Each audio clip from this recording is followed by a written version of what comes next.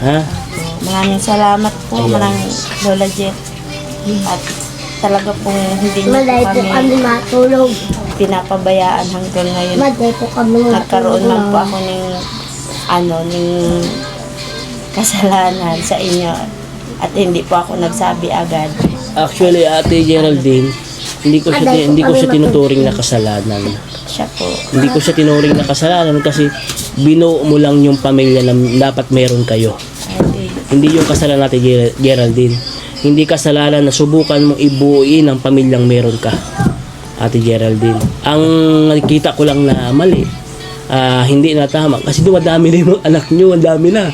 Alam mo din naman.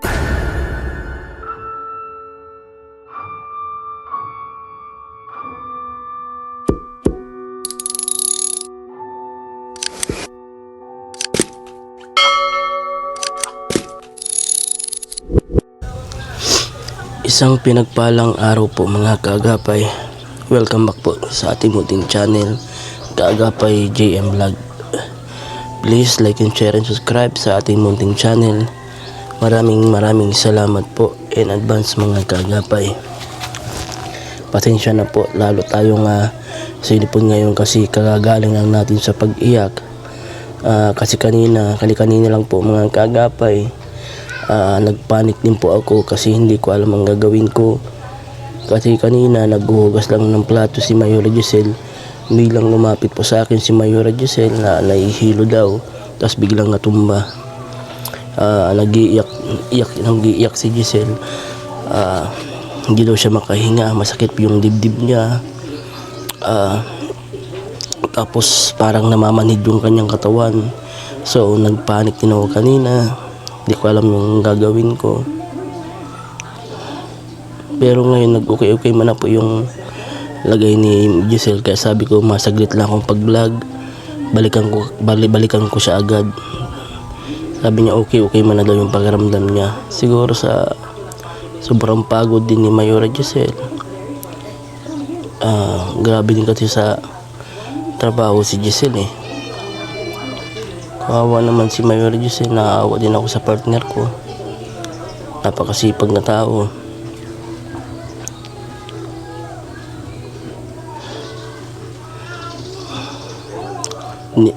Sa isip niya kasi hindi siya pwedeng hindi kumilos kasi wala kaming kakainin. Alam niyo naman mula nung mamonetize tayo mga kaagapay, 2 buwan na nung tayo mamonetize itong channel natin, hanggang ngayon hindi pa tayo nakakasahod. Yung 2 buwan na ngayon mga kaagapay, pang 2 buwan na ngayon, ang naiipon ko pa lang sa revenue ay nasa 3,000 pesos. Kahapon nalungkot ako, nag-read na si YouTube ng mga vlog. Kagaya nung kay vlog natin kala Leo nung nakaraan lang, nagka-revenue lang po tayo ng 4 pesos. 4 na piso lang po yung naging revenue. So ang tagal-tagal kong gugulin para ma-reach yung 5,000 sa threshold ni YouTube para maklim yung 5,000 na sahurin. Kaso ang naiipon pa lang natin nasa 3,000. So patensya na po kayo mga kaagapay kung sa mga pagkakataong ito wala po akong dala kahit ano sa mga beneficiaries na pinupuntahan ko po. Kasi ako din naman po ay dapang-dapa po talaga.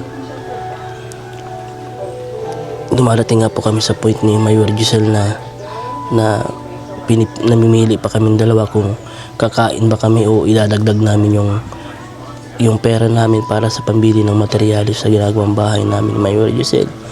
So minsan pinipili namin na hindi na muna kumain.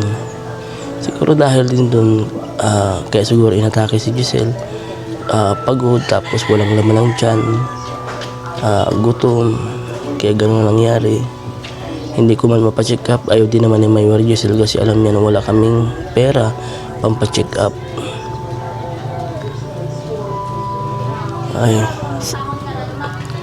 Kung makikiusap ako sa inyo mga kaagapay, sana suportahan po ninyo lahat ng mga vlog po natin. Napakalaking tulong na po niyan para sa amin ni Giselle. Suportahan po niyo yung lahat ng vlog namin. Hindi po yung isang video lang. Kasi napapansin ko kasi kahit noon pa napapansin ko parang kalamihan pinapanood lang pag si Neymer na ang binablog na andyan nakaturutok. Pero pag hindi si Neymer na, halos karamihan dead ma. Tapos minsan nakikita ko sa comment kay Neymer na may mga comment na puro na lang daw si Neymer na binablog, hindi man daw maghanap ng ibang tinutulungan. Minsan pumapasok sa isip ko kasi nga si Neymer na lang naman kasi pinapanood niya. Wala man kayo ibang pinapanood na ibang beneficiaries namin. Yun ang nakakalungkot din dun. Siguro kung pinapanood din naman nila lahat, makikita nila na may iba tayong mga tinutulungan, madami din tayong mga beneficiaries. Pinalam mo po siguro magiging pakiusap po sa inyo mga kaagapay. Suportahan nyo kami, lalo na ngayon sa pinagdadaanan namin ni Mayor Giselle. Lalo sa panahon pong ito, sobrang dapang-dapa po talaga kami. Grabe po ang stress na ano namin ngayon ni Mayor Giselle. May mga pagkakataon na hindi na kami nakakatulog sa gabi kasi nga kagaisip namin. So anyway mga kaagapay, meron tayong dalang good news. Good news, yan. Shoutout nga po pala kay Lola Jet. May good news pa rin tayong dala. Kasi nakapasok si Anjo. Kasi nabanggit ni Ate Geraldine last time na si Anjo ay high school na. So nakapasok si Anjo sa scholarship ni Lola Jet. Kung ang tawag doon ay Lola Jet Scholarship Program. Ayun. Nakapasok si Anjo sa scholarship ni Lola Jet. So meron ng may mga benefits na makukuha si Anjo sa scholar na ibibigay ni Lola Jet. Abangan nyo mga kaagapay, babasahin natin yung mga rules and regulations na ibibigay ni Lola Jet. Yan, may binigay sa atin na rules and regulation, babasahin natin kay Ate Geraldine. Ngayon papaliwalag natin sa kanila kung agree ba sila o kaya nila ba o agree sila o hindi. Siyempre agree yan. Ang tanong lang kung kaya nila, di ba? Kasi merong mga hindi pwedeng gawin ganon, kagaya ng example pang pag-absent ganon, related sa school. Ang mga rules and regulations siyempre ni Lola Jet.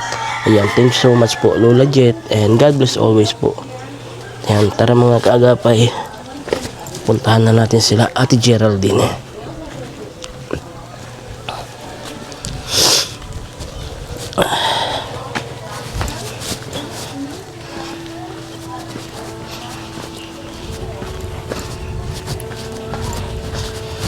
Sana na andyan.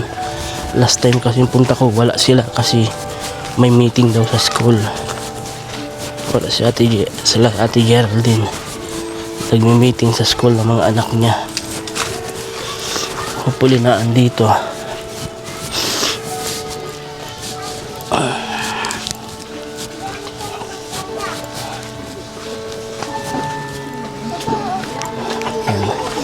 Tingnan natin, tanong tayo.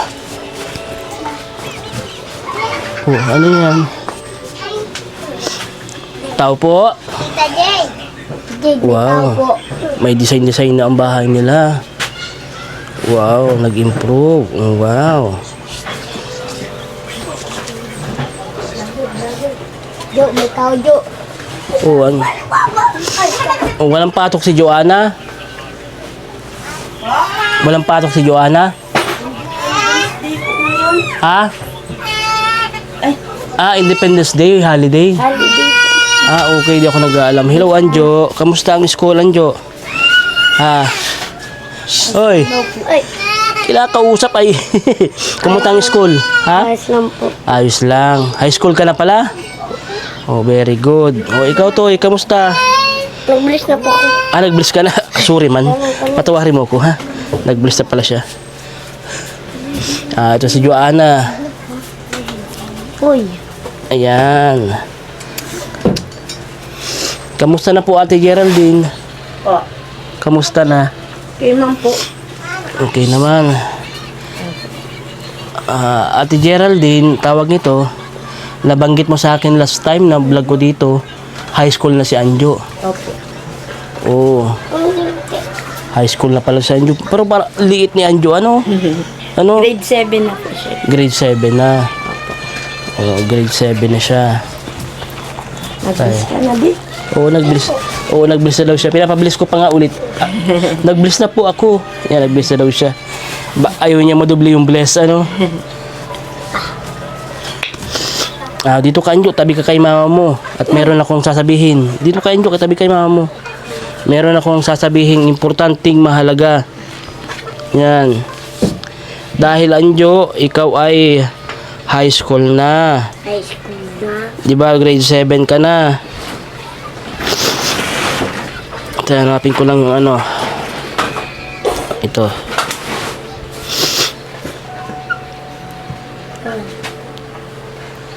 Ito, Anjo at saka Ate Geraldine, may sabihin ako sa inyong dalawa. Dahil si Anjo ay grade 7 na, di ba? High school na. Gusto ko kayong i-congratulate. Alam nyo kung bakit? Hindi. Hindi mo alam. Alam mo, Ate Geraldine, si Anjo ay nakapasok sa Lola Jet Advocacy High School Scholarship. Wow. Yun. Legit talaga. Oo, meron kasing scholarship si Lola Jet sa kanyang advocacy. Ngayon, nakapasok si Anjo. Thank you po, Lola J.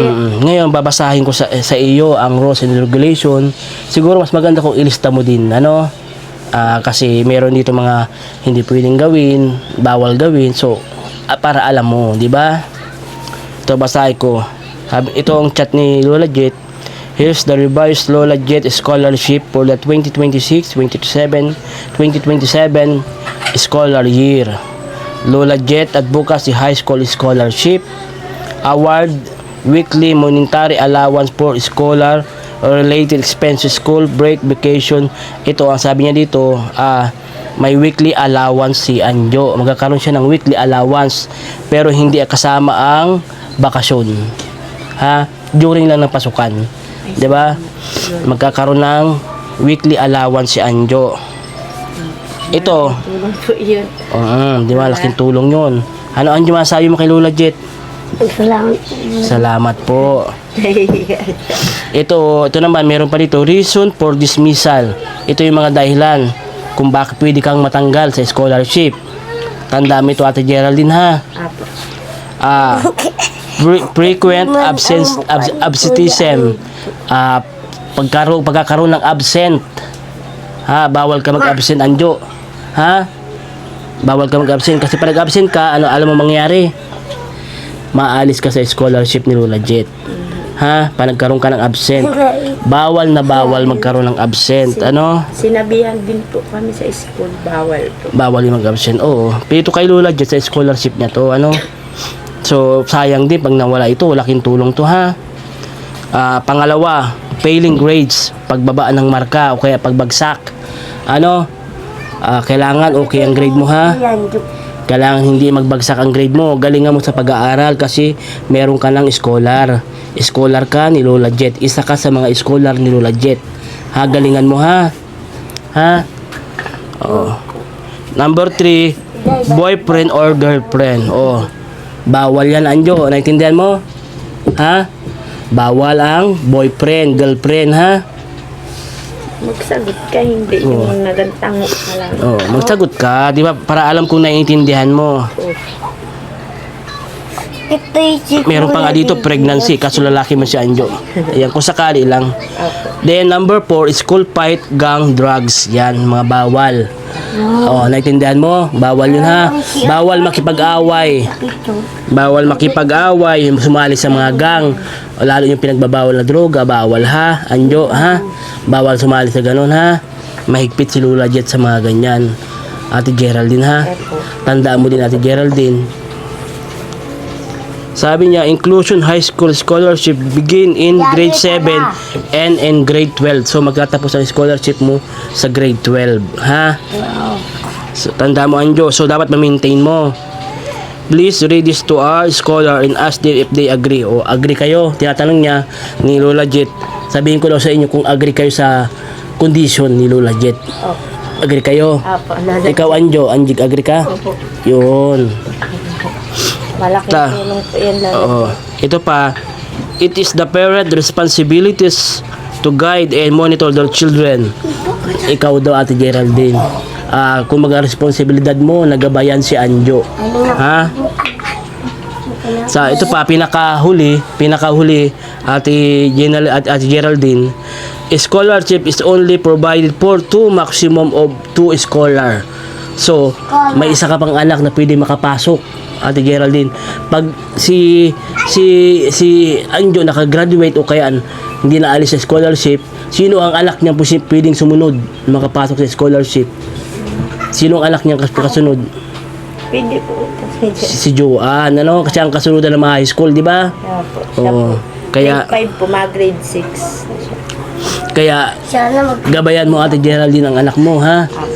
O paano, bali mag-i-start yata ang weekly allowance ni Anjo baka next week kasi nabigay pa lang daw si Lola Jet sa'yo ng yung 3K yung last kaso yung tingin ni meron ka pa naman, di ba? O sige, baka next week pa magating yung allowance mo para sa scholarship mo, baka doon na mag-start, ha? So, ayusin mo ang eskwela mo, ha? Tanda mo yung mga bawal. Ano mga bawal? Ha? O, ito, ulitin ko, ha? Tandaan mo, ha, Anjo, ha? Ang mga bawal.